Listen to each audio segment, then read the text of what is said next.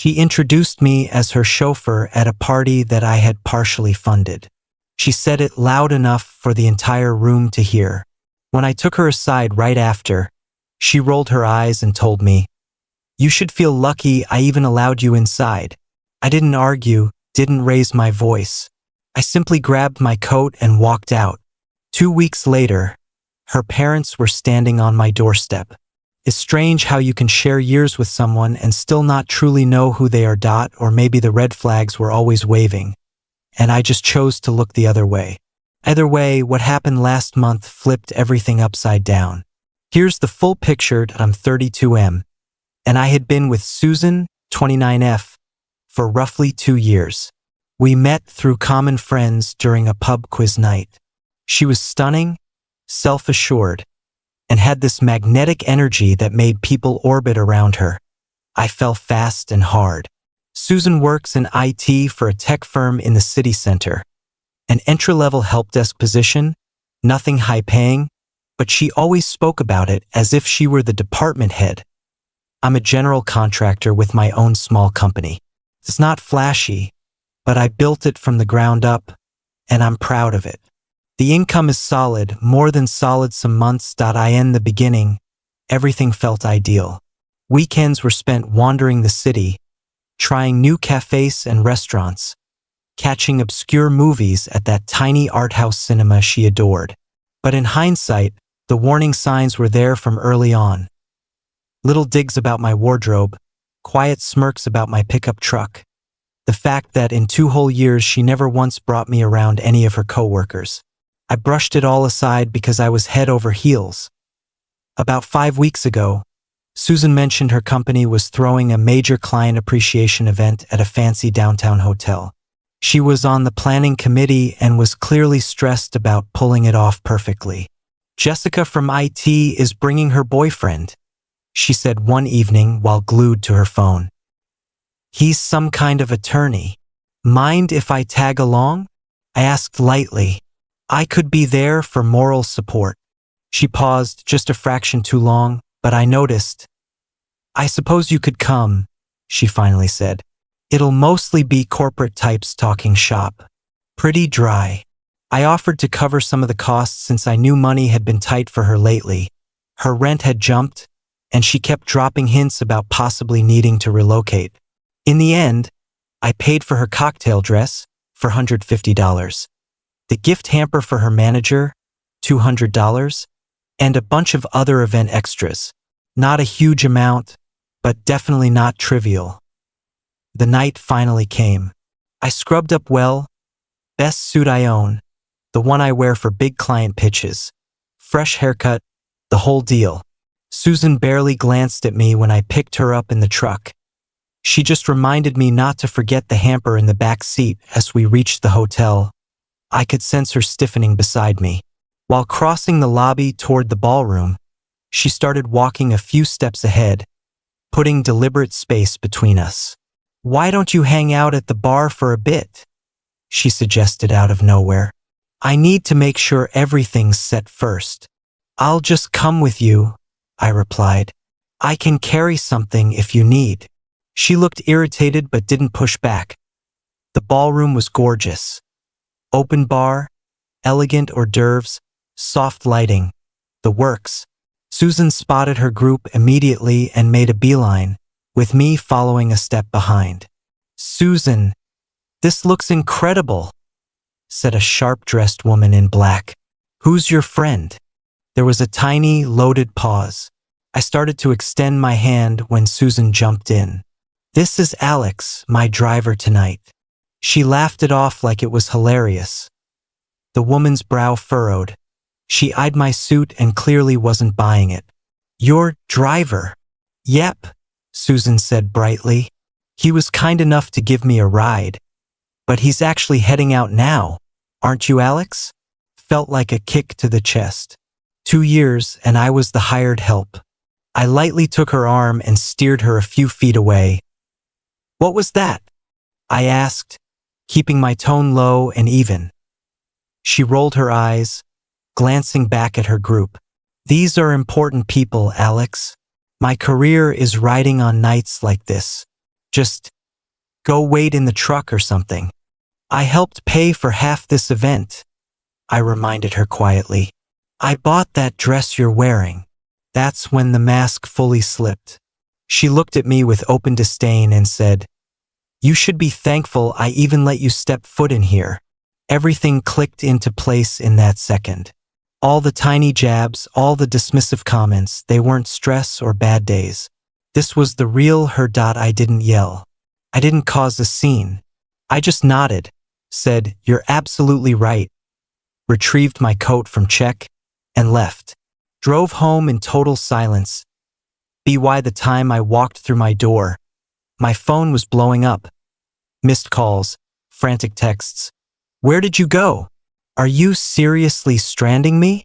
Stop being so dramatic. You're embarrassing me. I ignored everyone, shut the phone off, and cracked open a beer. Strangely, I felt at peace, like I'd finally snapped out of a trance.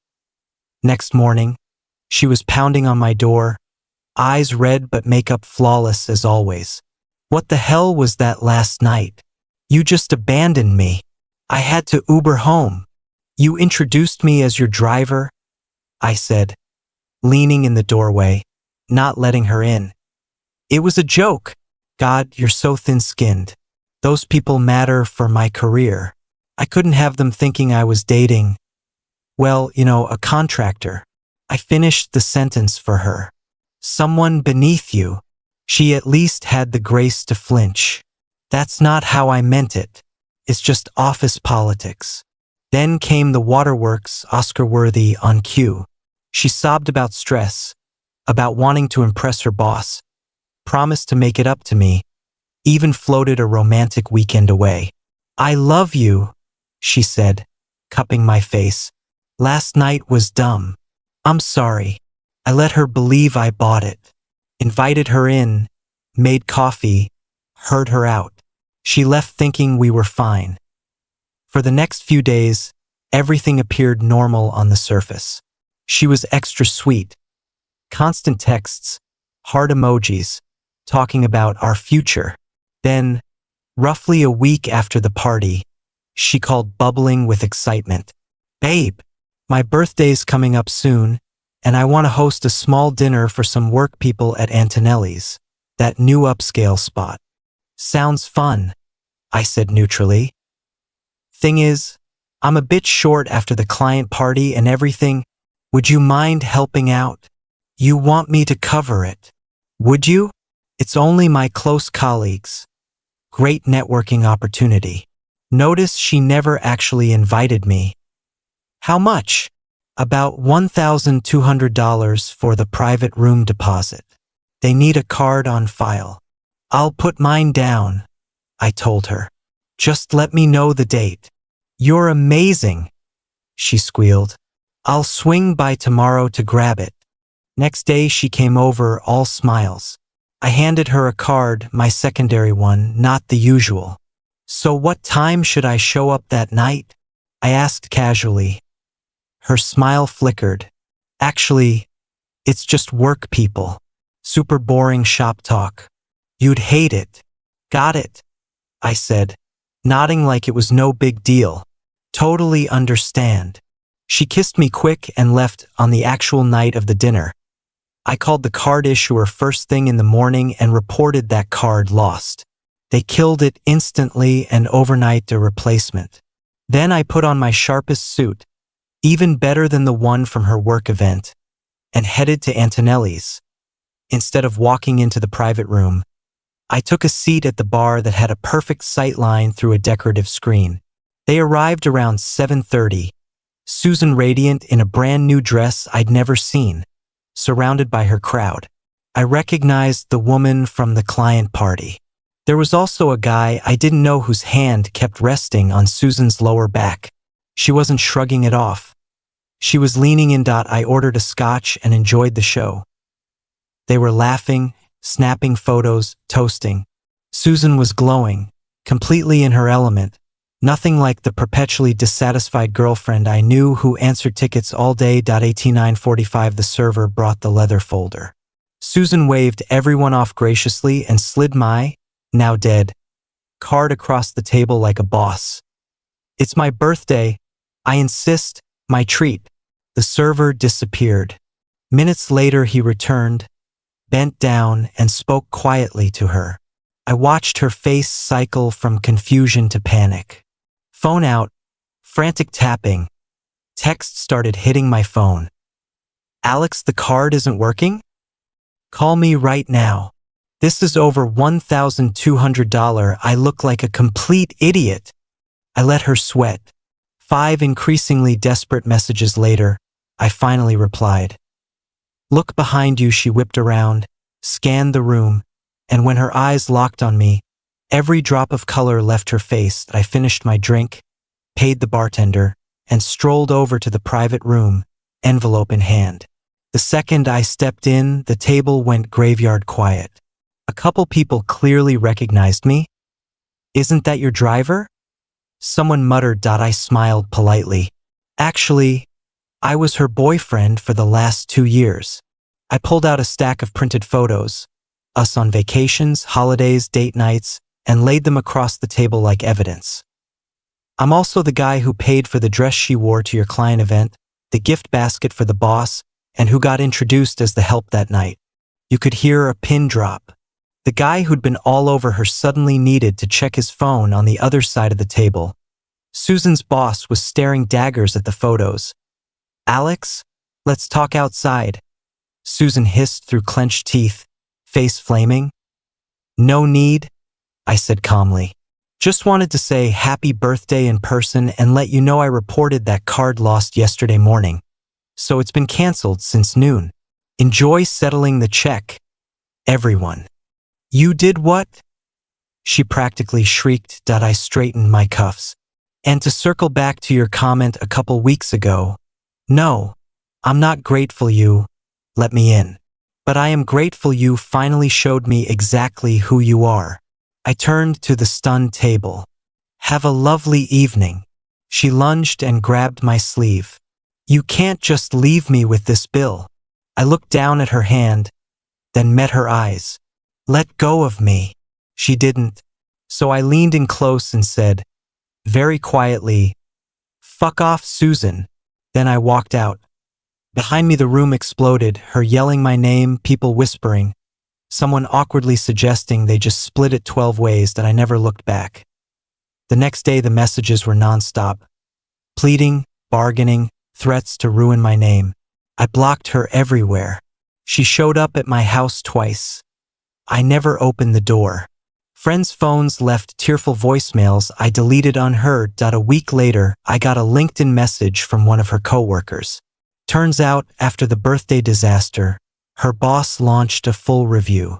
They discovered Susan had been inflating her role for months, claiming ownership of projects she barely touched. The touchy-feely guy? A senior dev she'd been secretly dating. He ghosted the second the night went south. Exactly 2 weeks after the restaurant incident, there was another knock. I opened the door to an older couple looking mortified. Susan's parents, I'd only met them once in passing. Alex? Her dad said, voice heavy. May we come in? I let them inside. We sat in the living room, tension thick. Susan's mom spoke first. We came to apologize for our daughter's behavior, for all of it. Her dad nodded. She's been struggling, lost her job, had to move back in with us. I'm sorry to hear that, I said, and part of me genuinely was. I never wanted her destroyed. I just wanted her gone from my life. No, her mom said firmly. Don't be sorry. She brought this on herself. We've always known Susan could be shallow. We probably fed into it too much growing up. Her father looked ashamed. We told her to find someone stable, encouraged her to use her looks while they lasted. We never imagined she'd take it this far. A lot suddenly made sense. She eventually told us the real story, her dad continued. Not at first. She tried to paint you as the villain, but we pressed until we got the truth. Her mom pulled an envelope from her purse. She's too humiliated to face you herself. This is from her. Inside was a check for $925 and a short handwritten letter. For the dress, the hamper, and everything else I took from you. I'm so sorry. Suzanne stared at the check. It was never about the money. We made her sell a bunch of her designer bags and shoes to cover it, her dad explained. It's a start. Thank you for coming, I said, folding the envelope. I appreciate it. Last I heard, she's off all social media, working on herself, back in her childhood bedroom. Me? Work is booming. I've started dating again, slowly. Had coffee last week with a woman who teaches kindergarten. When I told her I'm a contractor, she asked real questions about what I build, how the business runs, and actually listened to the answers. Sometimes I still think about that moment in the hotel ballroom when she casually labeled me the driver. It stung like hell then, but I'm thankful for it now. People reveal their true colors eventually, sometimes in grand gestures, sometimes in quiet, everyday cruelty. When they do, believe them the first time. I just wish I'd believed her sooner. Update for anyone curious. No, she couldn't have been charged with fraud. I voluntarily handed her the card. I simply reported it lost, not stolen, so the bank just deactivated it. And yes, making her eat a $1,200 dinner bill was petty. But after 2 years of being treated like a walking wallet with a toolbox, I figured one evening of pettiness was fair payment.